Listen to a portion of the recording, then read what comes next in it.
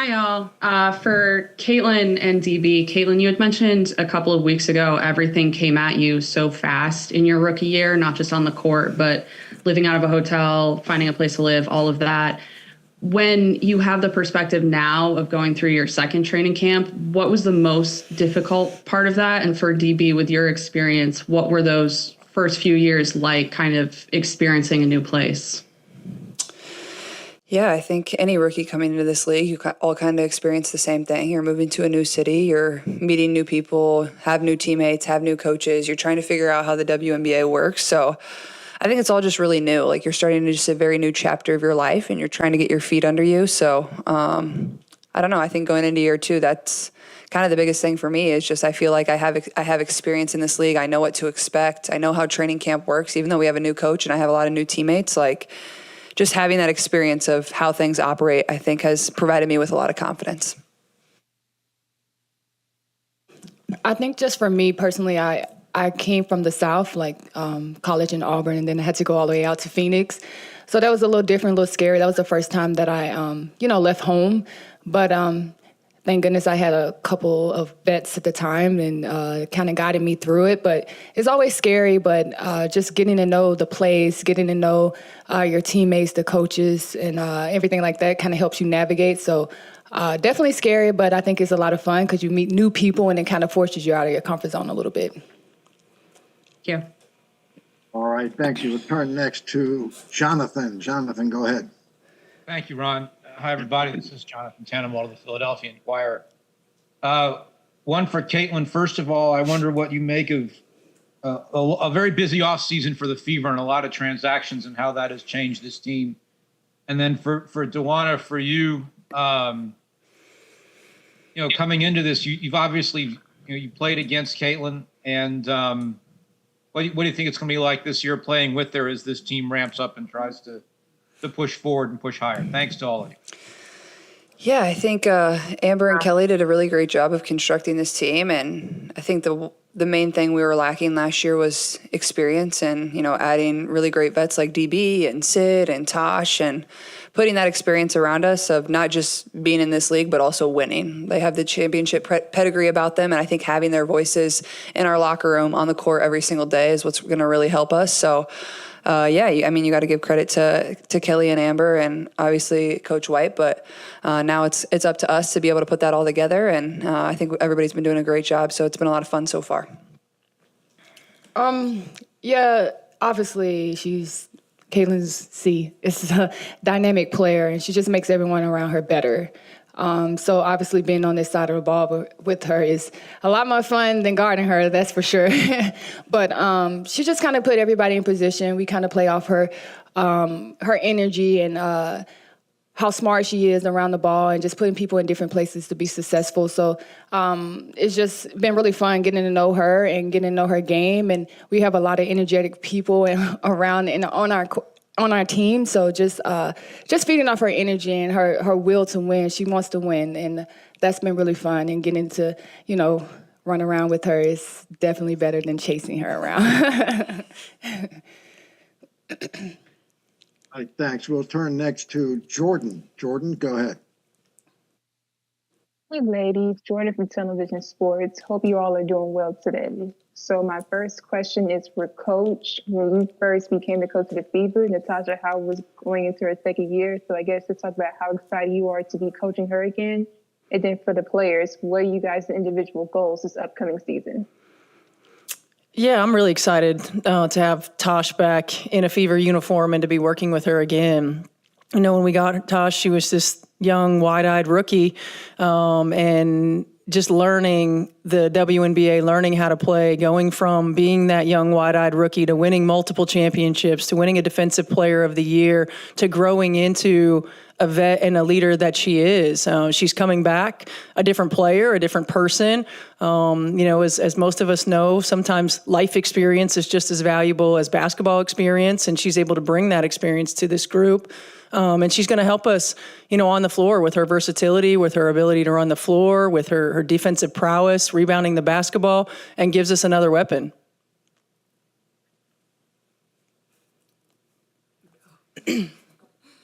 You want to, I believe you got a question for players as well? Yes, I was asking them both what are their individual goals this season? I think for myself going into year two, I think just being a good leader. I think that's, when you're the point guard, you got to be the strongest voice on the floor. So I think at times that's where I struggled last year, just coming in as a rookie. Like, you don't know when to use your voice. You don't know when to listen to your vets. You don't know the best way to handle a lot of those situations. So I think just learning and growing through that, I think just being a really good leader is my main goal. And obviously I want to play good basketball, but I think winning is the most fun part of this game that we get to play. So that's what it is for me. Second that. Yeah, kind of the same, just to win. Obviously, I'm like a lead by example type of player, so just continue to do that. I feel like I've been around for a while. There's nothing that I haven't accomplished that I want, but to win another championship. So I'm just going to be honest, just to win. All right, thanks. We'll go next to Courtney. Courtney, go ahead. Hi, ladies. Courtney Harden from the Real Deal podcast. I wanted to ask all three of you, what are a few things you have learned about each other in the short amount of time that will help and translate continue the team chemistry? It's still a work in progress. Certainly, we've had 8 practices together and a couple of exhibition games. I think the most important thing for myself and is communication. I think clarity in our communication. We all have the same goals here, and that's to put ourselves in position to compete for a championship and ultimately win a championship. And there's a lot of new stuff coming at everybody. The system is new, offensively, defensively. DB's the only one who's been in that system, but she's got completely new teammates. So it's new for everybody. And I think the most important thing is that we're transparent, honest, and clear in our communication. We're going to naturally learn work style, work habits, putting each other in positions to be successful. We're naturally going to learn that through practice and on the floor. But the priority early has been communication and building relationship. All right, thanks. We'll go next to Blake. Blake, go ahead.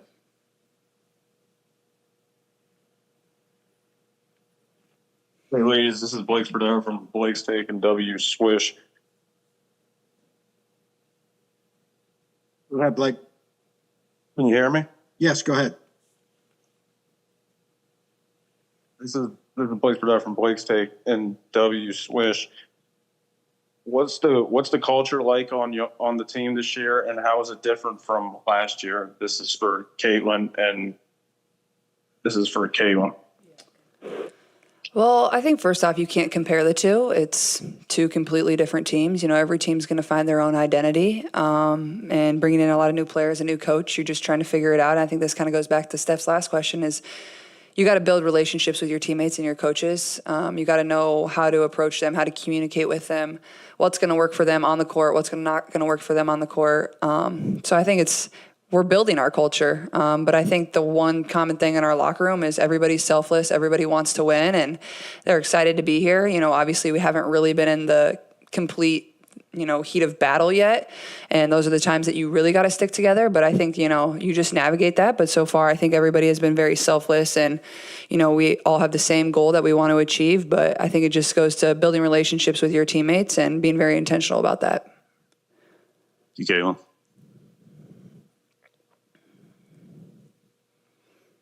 We will go next to Chico. Chico, go ahead. Hey, this is Chico Noshun from The Score in Toronto. My question is for Steph.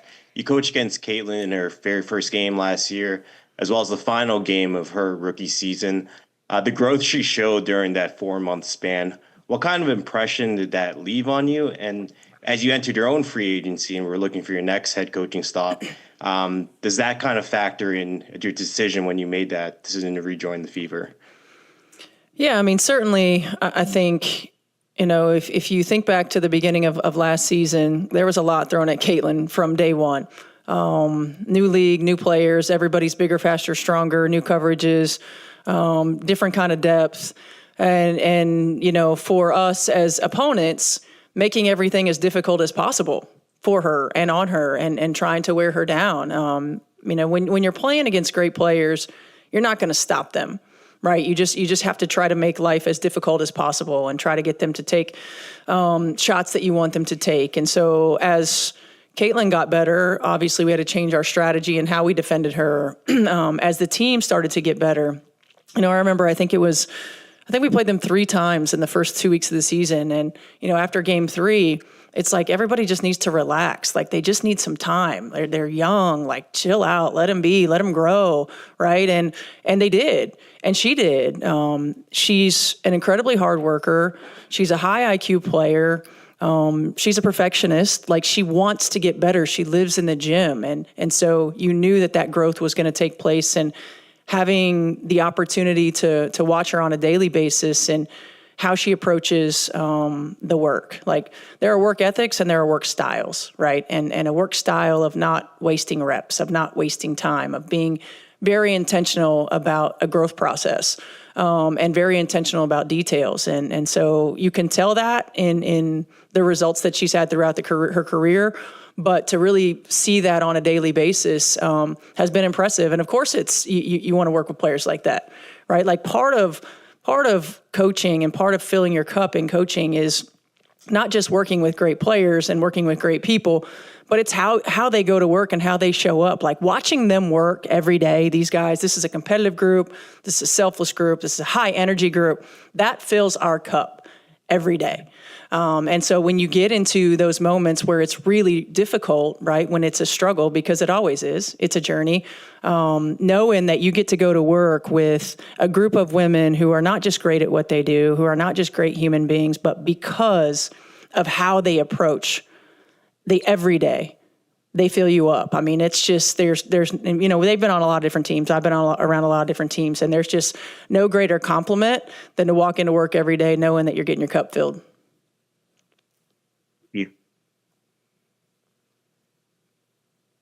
All right, thanks. We'll go next to Sarah. Sarah, go ahead. Hi, ladies. Thanks for the time. Sarah Germano with the information.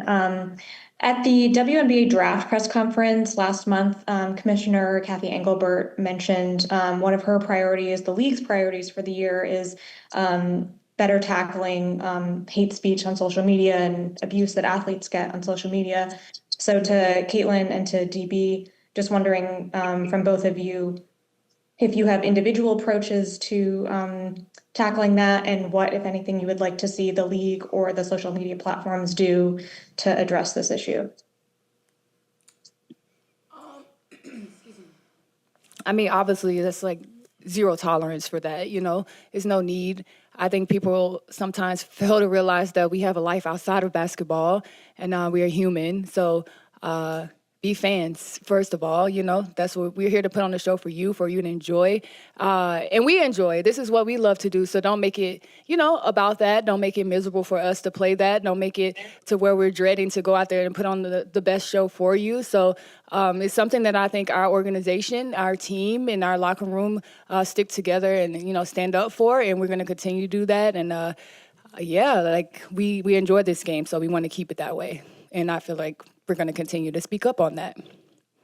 Yeah, I think exactly what DB said. I appreciate Kathy and the league doing that. I think also our organization has done a tremendous job of getting out in front of those things too. Coach White has done a tremendous job. So I think keeping our locker room tight, but like DB said, there's no tolerance for that.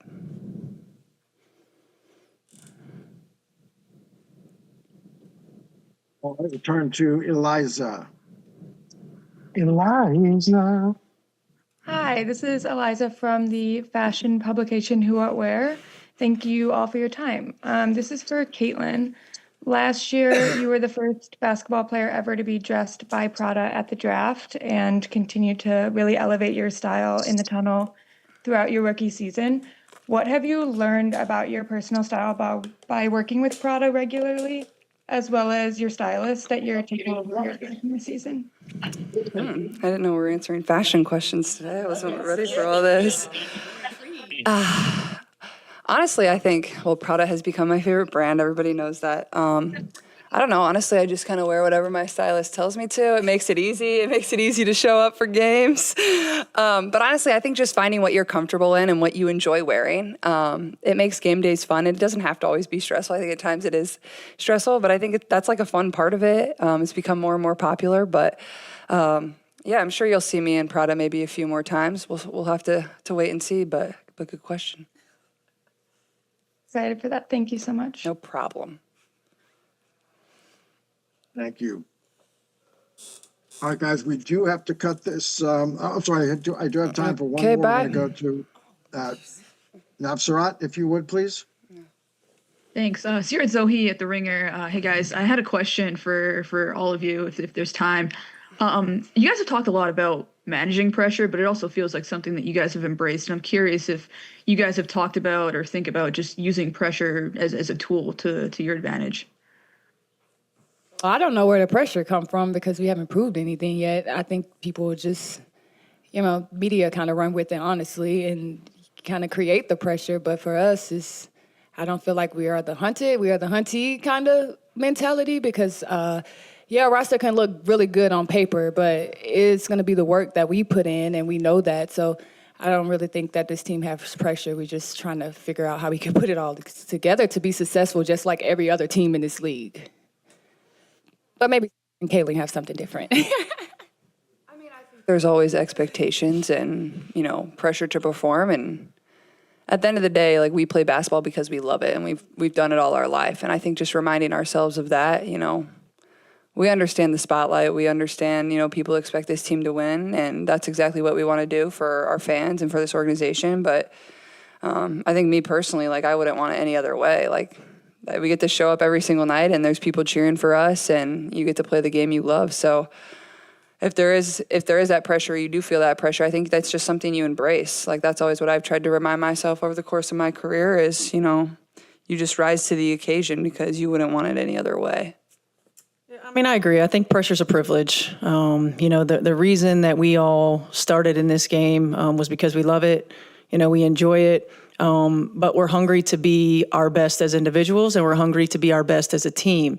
So I don't think there's any one person entity that can put more pressure on us than we put on ourselves to be that. But there's also, to DB's point, like, we haven't done anything. We haven't won anything. We haven't accomplished anything.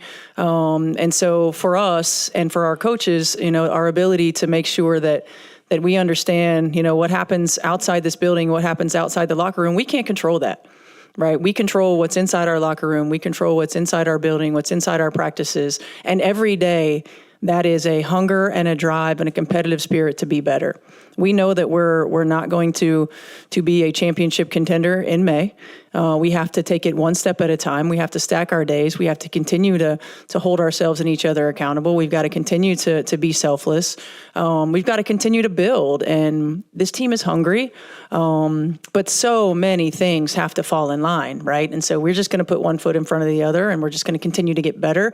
And we're going to continue to focus on us and the things that we can control.